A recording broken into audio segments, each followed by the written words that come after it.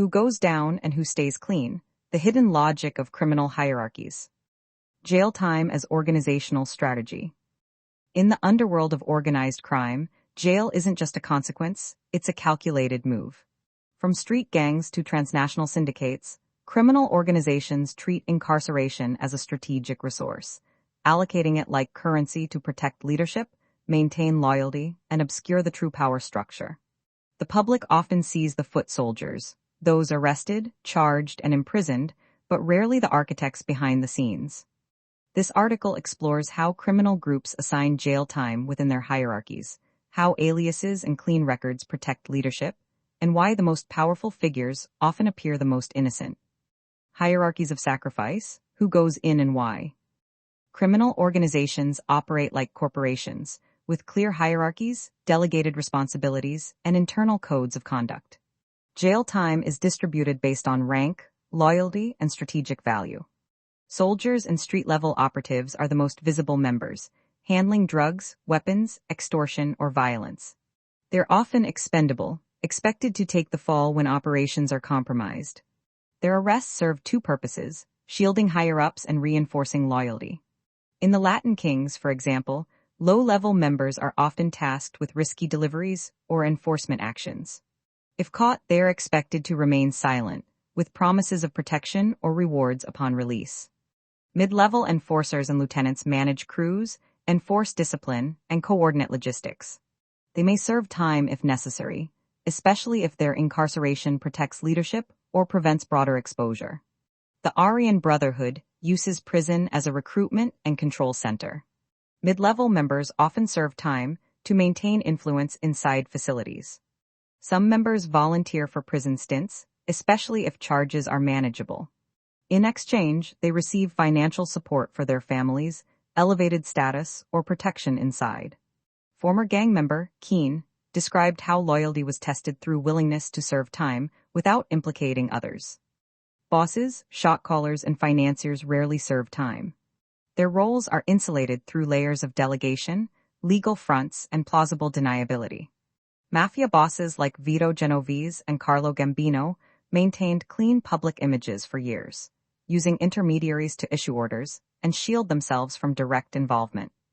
The clean image paradox: why leaders stay out. The most powerful figures in organized crime often appear the least criminal. Their clean records aren't accidental, they're engineered. Founders or legacy members are often revered, protected by tradition and fear. Their reputations alone insulate them from direct involvement. Leaders of the Mexican mafia are rarely seen in street operations. Their authority is symbolic and strategic, passed down through ritual and reputation. Orders are rarely given directly. Instead, leaders use intermediaries, coded language, and proxies to maintain distance from criminal acts. Noel Harrow, a gang leader serving life, used coded messages and proxies to traffic drugs from prison, highlighting how leadership can operate even while incarcerated.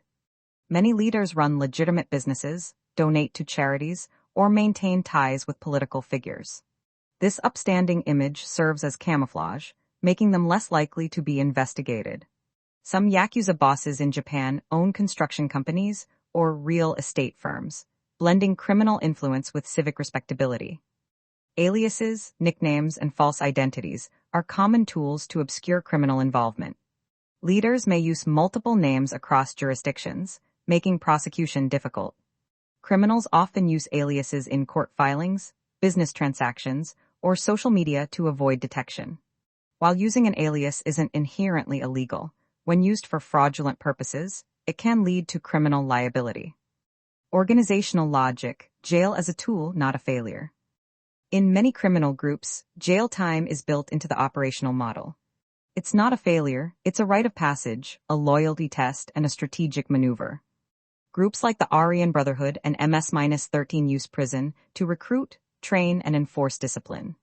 Incarceration becomes a proving ground for loyalty and violence. Some organizations rotate who serves time, especially when charges are minor or negotiable. This protects the group's continuity and spreads risk. Members who serve time without snitching are often rewarded with promotions, money, or protection. This reinforces the code of silence and loyalty. Identity obfuscation: The art of staying invisible. Maintaining a clean public image requires more than avoiding arrest. It demands active identity management. Criminals often use multiple identities, shell companies, and false documentation to obscure their roles.